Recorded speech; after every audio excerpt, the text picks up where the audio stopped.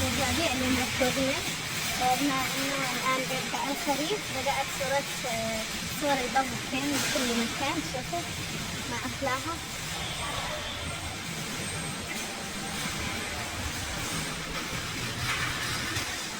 هنا في بافلو، الناس يحبوه فريق اسمه بافلو بيلز، ولاحظوا هنا كل شيء مكتوب بافلو بيلز.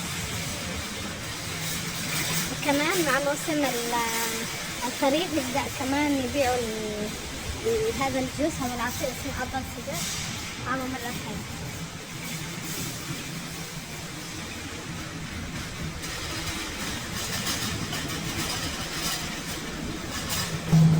الحلو بيضمن إنه يبيع كل شيء، يبيع أكل جاهز وأنت بس تاخذه وتحميه.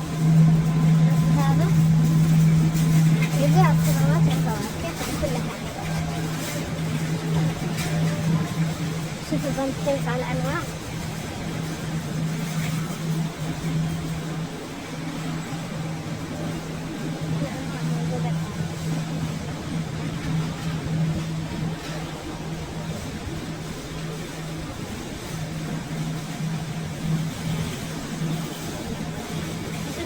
مع الفواكه والأشياء الموجودة.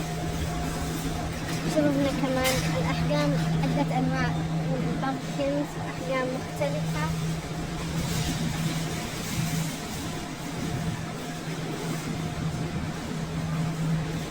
هذه نظرة سريعة للبقالة.